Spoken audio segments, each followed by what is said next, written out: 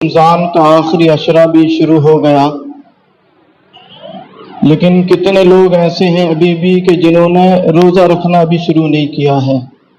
دیکھتا ہوں پانی پیتا ہوا میں، کوئی چائے پیتا ہے، کوئی دودھ پیتا ہوا نظر آتا ہے، لیکن ہو سکتا ہے کہ الوداع کا جمعہ رکھیں، کیونکہ بہت سے لوگ ایسے ہیں کہ صرف پورے رمضان کھائیں گے پیئیں گے اور الوداع والے دن وہ روزہ رکھتے ہیں، حالانکہ وہ بھول جاتے ہیں کہ ہم نے پورا مہینہ اللہ کو ناراض کیا ہے۔ اور یہ بات اچھی طرح سے ذہن نشی کر لیں، اللہ کو تمہارے روزوں کی کوئی ضرورت نہیں ہے۔ اگر کوئی ایک روزہ بھی نہ رکھے تب بھی اللہ کو تمہارے روزوں کی حاجت نہیں ہے۔ قرآن کریم میں صاف واضح طور پر اللہ نے یہ ارشاد فرمایا ہے کہ ہم تم سے روزے اس لیے رکھواتے ہیں، تمہیں بھوکا پیاسا صرف اس لیے رکھتے ہیں لعلکم تتقون، تاکہ تم تقوی والے ہو جاؤ۔ تو اگر کوئی ایسا سنگ دل انسان ہے کہ جس کے دل پر اللہ کے حکم کا ذرہ برابر اثر نہیں ہوتا، تو وہ اپنا انجام خود دیکھ لے۔ مرنے کے بعد سارے معاملات اللہ کے ذمے ہو جاتے ہیں۔ دنیا میں انسان کو اس چیز کا احساس نہیں ہوتا، لیکن جب اسے موت کا فرشتہ دکھائی دے جاتا ہے تو پھر اللہ ہی اسے نظر آتا ہے، اور اللہ ہی کی بارگاہ میں گڑ گڑاتا ہے وہ۔ پھر اس کے بعد موت کا مرحلہ ہے، قبر کی منزل ہے۔ قبر میں پتہ نہیں سینکڑوں سال ہزاروں سال وہ لیٹا رہے گا، اور اللہ نے اگر اسے قبر میں عذاب مسلط کر دیا تو سوچو قیامت تک عذاب قبر میں ہی جھیلے گا وہ۔ اور اس کے بعد پھر قیامت کا منظر ہے، حشر کا میدان ہے۔ اور پھر قرآن کریم جس بات کو کہتا ہے کہ جب حساب و کتاب ہوگا تو کتنے ایسے لوگ ہوں گے کہ جن کے نامہ اعمال ان کے ہم داہنے ہاتھ میں دیں گے۔ وَأَمَّا مَنْ أُوتِيَ كِتَابَهُ بِيَمِينِهِ، یہ قرآن کریم کی آیت ہے کہ جس کے داہنے ہاتھ میں اس کا نامہ اعمال آ گیا قیامت کے دن میدان حشر میں، تو داہنے ہاتھ میں جیسے ہی نامہ اعمال آئے گا سمجھ جائے گا کہ رب نے مجھے جنتی کر دیا۔ یہ معنی ہے وَأَمَّا مَنْ أُوتِيَ كِتَابَهُ بِيَمِينِهِ، رہا وہ شخص کہ جس کا نامہ اعمال اس کے داہنے ہاتھ پر رکھ دیا گیا، وہ کہے گا فَيَقُولُ هَاؤْمُ اقْرَءُوا كِتَابِيَهْ، پھر وہ اعلان کرتا پھرے گا حشر کے میدان میں، اے لوگو آؤ دیکھو میرے رب نے میرے داہنے ہاتھ میں میرا نامہ اعمال رکھا ہے، اس کو پڑھو کہ میں دنیا میں کون سے کام کر کے آیا ہوں کہ جن کاموں کی وجہ سے رب نے مجھے جنتی بنا دیا ہے۔ اور وَأَمَّا مَنْ أُوتِيَ كِتَابَهُ بِشِمَالِهِ، یہ بھی لفظ ہے۔ اور رہا جس کا نامہ اعمال اس کے بائیں ہاتھ پر رکھ دیا گیا، تو وہ کہے گا یا لیتہا کانت القاضیہ ما اغنی عنی مالیہ، بے شمار قرآن کریم کی آیتیں ہیں۔ وہ کہے گا ہائے افسوس، مجھے یہ نامہ اعمال یہاں پر دیا ہی نہیں جاتا۔ پڑھنے کی تو بات کہاں رہی، وہ جیسے ہی اس کے ہاتھ میں بائیں ہاتھ میں نامہ اعمال آئے گا سمجھ جائے گا کہ رب نے مجھے جہنمی بنا دیا ہے۔ تو یہ جو سارے فیصلے ہیں یہ رب تبارک و تعالیٰ کے فضل و کرم کے ہیں کہ جس بندے پر اللہ کا فضل ہوگا اسی کے داہنے ہاتھ میں اس کا نام اعمال چلا جائے گا، اور جس نے دنیا میں رہ کر اپنی رب کو ناراض کیا، جو انسان رمضان کے مہینے میں کھاتا ہے پیتا ہے تو وہ گویا کہ رب کو چیلنج کر رہا ہے اور رب سے بغاوت کر رہا ہے کہ جہاں ساری دنیا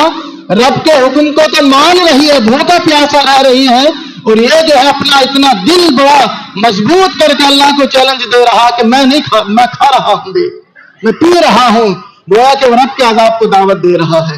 اور رب کے حکم کو بالکل معمولی درجے پر کیا ہے رکھ رہا ہے، وہ رب کو کوئی اہمیت نہیں دے رہا، اپنے کھانے کو ترجیح دے رہا ہے۔ تو یہ سارے معاملات انسان جو رمضان کی آخری راتیں چل رہی ہیں، آخری عشرہ چل رہا ہے، اس کی دعا بھی جو حضرت عائشہ صدیقہ رضی اللہ تعالی عنہ فرماتی ہیں کہ میں نے خود اپنے محبوب نبی کریم صلی اللہ علیہ وسلم سے پوچھا کہ یہ جو رمضان کا آخری عشرہ ہے اس میں جو شب قدر آتی ہے، شب قدر کے اندر میں کون سا عمل کروں؟ بڑے غور سے سننے والی بات ہے کہ یہ جو رمضان کا آخری عشرہ ہے اس میں شب قدر ہے، 21 بھی ہو سکتی ہے جو گزر گئی، 23 بھی، 25 بھی، 27 بھی، 29 بھی، اور ان کے بارے میں ائمہ کے اپنے اپنے الگ قول ہے۔ حضرت امام شافعی کا یہ قول ہے کہ وہ کہتے ہیں کہ نہیں 21ویں جو رات ہوتی ہے وہی شب قدر ہوتی ہے، بعض فقہا کہتے ہیں کہ نہیں 23ویں، کچھ نے 25 کا قول کیا ہے، لیکن اکثر کا قول یہ ہے کہ 27ویں شب جو ہے وہ شب قدر ہوتی ہے۔ اب یہ ہے کہ اللہ نے شب قدر کو چھپا دیا۔ ایک ریزن تو سمجھ میں یہ آتا ہے کہ اگر یہ متعین ہو جائے کہ شب قدر 27 ہی کو ہوگی 100%، تو باقی راتوں میں بندہ عبادت نہیں کرے گا، اب 27 ہی میں دیکھیں گے، پوری رات جاگ لیں گے، کیونکہ قرآن کہتا نا ایک رات اگر شب قدر میں جو جاگ لیا تو اس کو ہم اتنا ثواب عطا فرماتے ہیں جیسے 1000 مہینے سے زیادہ اس نے کیا عبادت کر لی ہے۔ تو 1000 مہینوں کو اگر کیلکولیٹ کریں گے تو 80 سال ہوتے ہیں، کچھ آگے پیچھے، تو گویا کہ ایک رات جاگ کر وہ اپنی 80 سال کی زندگی کے اعمال کر کے چلا گیا۔ تو اس لیے اللہ تبارک و تعالیٰ نے، حالانکہ اللہ کے نبی کو پہلے معلوم تھا شب قدر ہے کیا، وہ تو غیب کا علم جانتے، انہیں معلوم ہے، لیکن انہوں نے بھی نہیں بتایا صاف طور پہ صحابہ کو کہ یہ 21ویں ہوتی ہے یا 23ویں ہوتی ہے، بلکہ اللہ کے نبی صلی اللہ علیہ وسلم نے کچھ نشانیاں ظاہر فرمائی ہیں، اور اس کا منظر بھی یہ ہے کہ صحابہ کرام رضی اللہ تعالیٰ عنہ فرماتے ہیں کہ ہم نے دیکھا کہ اللہ کے نبی صلی اللہ علیہ وسلم ایک رات مسجد نبوی سے جب رات میں عبادت کر کے نکلے تو اس رات جو ہے بارش بہت ہوئی تھی، اور اللہ کے نبی صلی اللہ علیہ وسلم کے پیشانی پر مٹی لگی ہوئی تھی، کیونکہ مسجد نبوی میں فرش نہیں تھا، مٹی تھی، اور مٹی لگی ہوئی تھی، اور ہم دیکھ رہے تھے کہ اللہ کے نبی صلی اللہ علیہ وسلم گیلی زمین پر سجدہ کر کے آئے ہیں۔ تو اللہ کے نبی صلی اللہ علیہ وسلم نے فرمایا کہ آج رات جو تھی وہ شب قدر تھی۔ 21ویں جو ابھی گزری اس میں بھی بارش ہوئی ہے، اور جنہوں نے عبادتیں کی ہو سکتا ہے کہ اللہ ان کی عبادتیں قبول فرما لے۔ تو حضرت عائشہ صدیقہ میں عرض کر رہا تھا، حضرت عائشہ صدیقہ نے عرض کیا یا رسول اللہ، شب قدر اگر کوئی پالے تو ایسا نہیں ہے کہ بندے کو شب قدر نہ ملے، 21 میں جاگ لے، 23ویں کو جاگ لے، 27ویں کو جاگ لے، 25ویں کو جاگ لے، 29 میں تو سبھی جاگتے ہیں، چاند رات ہو جاتی ہے اگر، تو اگر ان 5 راتوں میں اگر کوئی جاگ لے تو شب قدر تو یقینی طور پر مل گئی ہے اس کو۔ اگر وہ ہر طاق رات کو یہ عہد کرے کہ نہیں آج ہی شب قدر ہے، اور ان طاق راتوں کو اللہ کی عبادت اور ذکر میں اگر وہ گزار دے تو شب قدر تو اس نے پا لی، لیکن ہاں جو غافل رہا وہ شب قدر نہیں پائے گا۔ تو حضرت عائشہ نے یہی سوال کیا کہ اگر کوئی شب قدر کو پالے تو کیا کرے وہ اس رات میں؟ تو اللہ کے نبی صلی اللہ علیہ وسلم نے بڑی بہترین دعا ارشاد فرمائی کہ عائشہ اگر تم شب قدر کو پالو تو یہ دعا پڑھو، اللہم انک عفو تحب العفو فاعف عنی۔ اس کا ترجمہ سنیں، کتنا پیارا ترجمہ، اے میرے اللہ، انک عفو، تو تو معاف کرنے والا ہے، تحب العفو، تو معافی کو پسند فرماتا ہے، فاعف عنی، تو ہے معاف کرنے والا، معافی تجھے پسند بھی ہے تو مجھ جیسے گناہگار کو بھی معاف کر دے۔ یہ ہے اس کا ترجمہ۔ اور حضرت ابو ہریرہ رضی اللہ تعالیٰ عنہ فرماتے ہیں، یہ بخاری شریف کی حدیث ہے کہ اللہ کے نبی صلی اللہ علیہ وسلم نے ارشاد فرمایا کہ جو بندہ شب قدر کو قیام کی حالت میں گزار دے، مانا یہ ہے کہ اللہ کے ذکر میں اگر گزار دے اللہ اس کے اگلے پچھلے سارے گناہ معاف فرما دیتا ہے۔ اور ایک روایت میں آیا کہ اس شب قدر کو، یعنی جو شب قدر ہوتی ہے، اللہ تبارک و تعالی جبریل امین کو دنیا میں بھیجتا ہے۔ اب یہاں پر سوال یہ ہوتا ہے کہ شب قدر ہے بندوں کے لیے، اور اللہ نے شب قدر کو بندوں کے لیے مخصوص کیا ہے، تو اللہ جبریل کو اور تمام فرشتوں کو کیوں روئے زمین پر بھیجتا ہے؟ دو باتیں یہاں پر بڑی غور کرنے والی ہیں، غور سے سنیں۔ پہلی بات تو یہ ہے کہ اس شب قدر میں جو اللہ کے بندے جو عبادت کرتے ہیں، جو ثواب اللہ نے بندوں کے لیے اس شب قدر میں دنیا میں رکھا ہے، فرشتے بھی اس ثواب کو حاصل کرنے کے لیے وہ زمین پر آ جاتے ہیں۔ دوسری وجہ جو غنیت الطالبین کتاب ہے اس کا حوالہ ہے، اس کے اندر یہ بات بڑی نقطے والی موجود ہے کہ اللہ تبارک و تعالی نے اپنے محبوب سے وعدہ فرمایا ہے۔ کیا وعدہ فرمایا ہے؟ کہ جبریل امین جو ہے ان کی شان یہ ہے کہ وہ پچھلی امتیوں کے پاس نہیں آئے ہیں۔ پچھلی امتیں جتنی بھی گزری ہیں تو ان امتوں کے جو انبیاء گزرے ہیں ان کی بارگاہوں میں جبریل امین آیا کرتے تھے۔ تو جبریل امین पिछले अंबिया की बारगाह में आया करते थे। तो गोया कि यह एजाज की बात है कि जिब्रील अमीन जैसा फरिश्ता जो सैयदुल मलाइका है, वो पिछले अंबिया की बारगाह में आया करता था। उम्मतियों के हक में नहीं आया वो, लेकिन है महबूब वो फरिश्ता जो पिछले अंबिया पर आया करता था,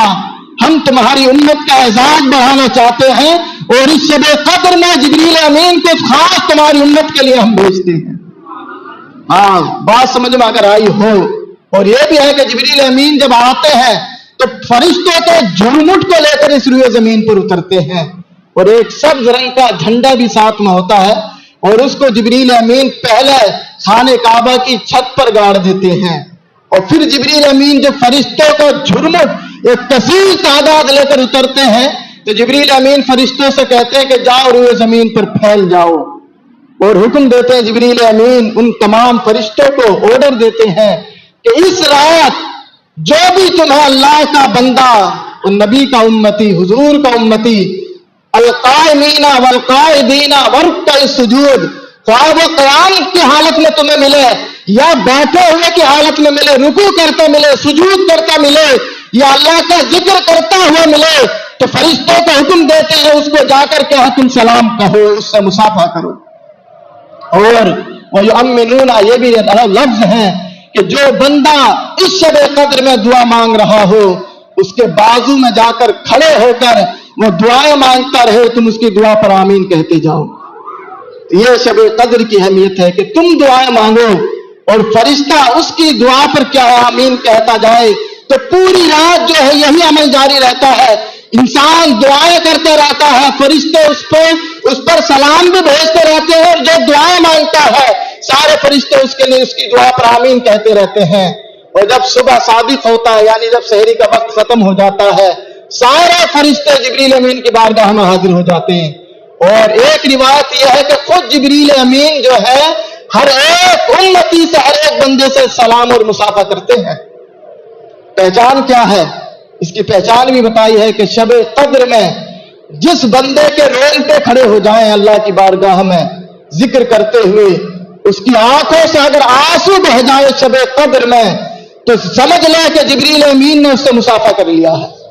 ये पहचान है कि अगर उसके रोंगटे खड़े हो रहे हैं, वो दुआएं मांग रहा है, गिड़गिड़ा रहा अल्लाह की बारगाह में, रो रहा ज़ारो कतार शब कद्र में, मतलब यह है कि जिसका दिल शब कद्र में अल्लाह की बारगाह में नरम पड़ जाए और उसकी आंख से मक्खी के सर के बराबर अगर आंसू बह जाए तो उससे जिब्रील अमीन सलाम और मुसाफा कर लेते हैं। ये पहचान है उस बंदे की। तो आप कोशिश करें कि अल्लाह की बारगाह में रोएं, ज़ारो कतार रोएं, गिड़गिड़ाएं। एक ही बारगाह ऐसी है कि जहां बंदा अगर अपनी राह नाक रगड़ता है तो इज्जत वाला हो जाता है। दुनिया के सारे दरवाजे, सारे क्या राजे महाराजे, इनके सामने अगर इंसान नाक रगड़े तो जलील होता है, लेकिन अल्लाह के सामने इंसान अगर चला जाए सजदे में तो वो इज्जत वाला हो जाता है। तो कुरान करीम के अंदर अल्लाह तबारक व तआला ने पूरी सूरह कद्र क्या है नाजिल फरमाई है। तो मैं अर्ज कर रहा था कि जब सुबह का वक्त होता है, सहरी का वक्त जब खत्म हो जाता है, सारे फरिश्ते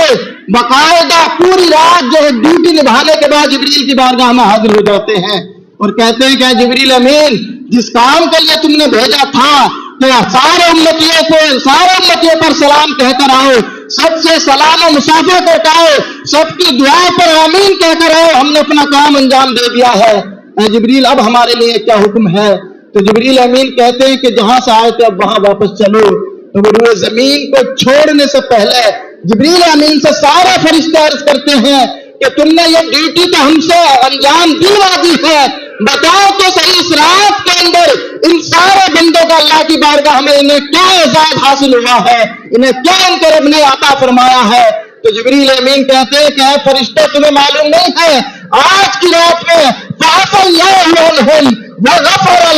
अल्लाह ने अपने इन सारे बंदों को माफ कर दिया है और इस शब कद्र के सदके में अल्लाह ने इन सारों के गुनाहों को भी माफ कर दिया है, सबको बख्श दिया है। लेकिन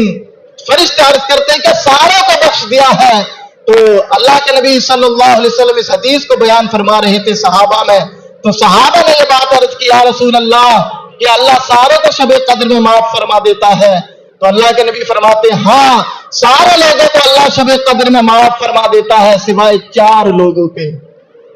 پہلا کون ہے وہ؟ پہلا وہ ہے کہ جو ناحق قتل کرتا ہے اور کسی کو قتل کر ڈالتا ہے، قاتل کو اللہ شب قدر میں معاف نہیں فرماتا ہے۔ اور دوسرا شخص وہ ہے جو شراب پیتا ہے، شراب پینے کا عادی ہے، اللہ اس کی زبان سے بھی عبادت کو قبول نہیں کرتا ہے۔ تیسرا وہ شخص ہے کہ جو اپنے والدین کی نافرمانی کرتا ہے، تو اللہ تبارک و تعالی اس کو بھی کیا ہے اس شب قدر میں معاف نہیں کرتا ہے۔ چوتھا وہ شخص ہے، یہ کامن بات ہے جو زیادہ تر لوگوں کے اندر پائی جاتی ہے، جو اللہ کے نبی فرماتے ہیں کہ چوتھا وہ شخص جسے اللہ شب قدر میں نہیں معاف فرماتا ہے، وہ ہے جو رشتہ داریوں کو ختم کرتا چلا جاتا ہے، بہنوں سے رشتے توڑ لیتا ہے، سسرال والوں سے رشتے توڑ لیتا ہے، پھوپھیوں سے، خالاؤں سے، سب سے رشتے توڑتا چلا جاتا ہے۔ اللہ کے نبی فرماتے ہیں ایسے شخص کو بھی اللہ معاف نہیں فرماتا ہے۔ تو یہ شب قدر ہے۔ اور قرآن کریم کا اگر اسلوب دیکھیں، قرآن کریم کتنے چھوٹے انداز میں سمجھاتا ہے۔ ایک آیت اگر قرآن کی نازل ہوتی شب قدر کے بارے میں تو اس کی فضیلت صبح قیامت تک بیان ہوتی۔ اندازہ لگاؤ کہ اللہ نے شب قدر کے لیے پوری سورت نازل فرمائی ہے۔ اور انا انزلناہ فی لیلۃ القدر، یہ ہم نے اس قرآن کو شب قدر میں نازل فرمایا ہے۔ اور اگر آپ دیکھیں تو شب قدر کا لفظ سورہ قدر کے اندر 3 مرتبہ آیا ہے۔ قدر قدر قدر، معنی یہ ہے کہ جو کتاب اس مہینے میں ہم نے نازل فرمائی ہے وہ بھی قدر والی ہے، جو فرشتہ لے کر آیا ہے جبریل وہ بھی قدر والا ہے، اور جس نبی پر اس قرآن کو اتارا گیا ہے وہ بھی قدر والا ہے۔ تو قرآن کا اسلوب دیکھیں، ہم نے اس کو شب قدر میں نازل فرمایا ہے۔ انا انزلناہ فی لیلۃ القدر وما ادراک ما لیلۃ القدر، تم جانتے بھی ہو کیا ہے لیلۃ القدر، معنی کیا ہے، سمجھا کیسے رہا ہے اللہ، جانتے ہو کیا ہے شب قدر؟ پھر خود جواب دیتا ہے ہم بتاتے ہیں شب قدر کیا ہے۔ لیلۃ القدر خیر من الف شہر، یہ ایک لیلۃ القدر جو ہے یہ 1000 مہینوں سے زیادہ افضل والا ہے۔ اور آگے سنیں، تنزل الملائکۃ والروح فیہا، اس شب قدر کے اندر فرشتے نازل ہوتے ہیں، جبریل امین بھی نازل ہوتے ہیں، باذن ربہم، اپنے رب کے حکم سے، فیہا باذن ربہم من کل امر سلام ہی حتی مطلع الفجر، اور جب تک فجر طلوع نہیں ہو جاتی ہے یہ سارے کے سارے فرشتے جو نازل ہوتے ہیں یہ اللہ کے بندوں پر سلامتیاں بھیجتے رہتے ہیں۔ تو یہ شب قدر ہے۔ اس شب قدر کو آپ کوشش کریں، ابھی 21ویں گزری ہے، آج شاید 23ویں ہے، تو آج بھی شب قدر ممکن ہے۔ تو یہ جو 5 راتیں عہد کریں کہ انشاءاللہ تبارک و تعالی اس رات کے اندر موبائل کا غلط استعمال نہیں کریں گے۔ بہت سے راتوں میں ہی غلط موبائل کا غلط استعمال کرتے ہیں۔ شب قدر کی اہمیت جانیں، اگر زندگی میں ایک بار بھی شب قدر حاصل ہو گئی تو یہ شب قدر جو ہے تمام تمہارے اعمال پر بھاری پڑ جائے گی۔ اور شب قدر کو چھپانے کی ایک وجہ یہ بھی ہے کہ اگر شب قدر کو اللہ متعین کر دے اور اگر اسی رات میں اگر کوئی بندہ گناہ کرنے لگ جائے تو اس کا گناہ بھی اتنا ہی بڑا ہو جاتا ہے۔ اگر پتا ہو کہ آج شب قدر ہے تو ہر بندہ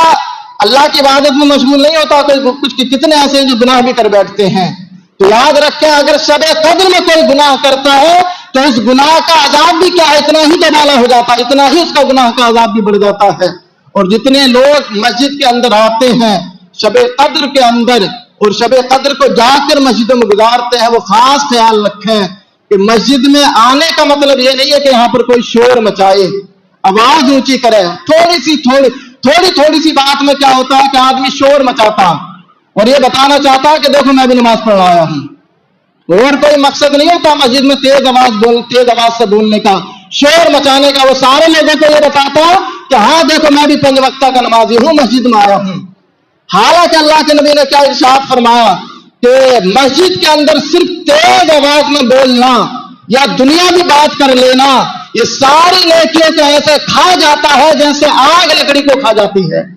تو ڈرا کرے، حضرت علی کرم اللہ تعالی وجہ الکریم جب پہلا قدم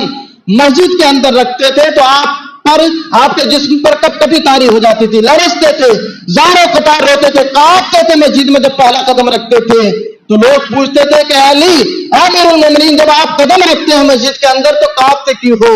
تو حضرت علی کا ایک ہی جواب ہوا کرتا تھا کہ میں کانپتا اس لیے ہوں کہ مجھے معلوم ہے کہ اب میں کس کی دہلیز پر جانے والا ہوں۔ کس کے گھر میں میرا قدم جانے والا ہے. وہ رب العالمین ہے, قہار بھی اس کی صفت ہے. اگر ذرہ برابر بھی بے ادبی اگر ہو گئی تو اللہ تبارک و تعالی مسجد کا آداب, یعنی اللہ کا یہ گھر ہے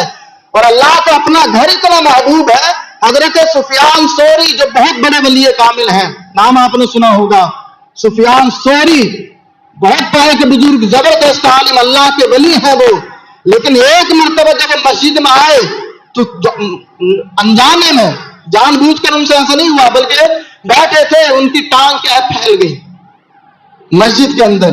عبادت میں مشغول تھے, تھک گئے ہوں گے بیٹھے بیٹھے, تو آپ نے اپنی ٹانگیں جو ہے وہ مسجد کے اندر سیدھی کر دی. اللہ تبارک و تعالیٰ کی غیرت کی بات میں کر رہا ہوں کہ یہ اس کا گھر ہے. تو اللہ تبارک و تعالیٰ نے اسی وقت آواز دی حضرت سفیان ثوری کو اور کہا, یا ثور, اے بیل, یعنی ولی ہیں لیکن اللہ کیا کہہ رہا کہ اے بیل, تجھے معلوم نہیں ہے کہ تو کس کی بارگاہ میں ٹانگیں پھیلا رہا ہے. جملہ سنا, اے بیل, بیل جسے کہتے ہیں جانور. یہ حضرت ایک ولی کامل کے لیے اللہ نے یہ جملہ ارشاد فرمایا ہے کہ اے بیل, تجھے معلوم نہیں ہے کہ تو کس کے گھر میں آ کے ٹانگیں پھیلا رہا ہے. تو جو اتنے پائے کا بزرگ ہو, جو اللہ کا اتنا مقرب بندہ ہو, اگر اس سے انجانے میں اگر ٹانگیں لمبی ہو جائیں مسجد کے اندر تو اللہ اس کی بھی گرفت فرماتا ہے. تو ہماری اور تمہاری اوقات کیا ہے؟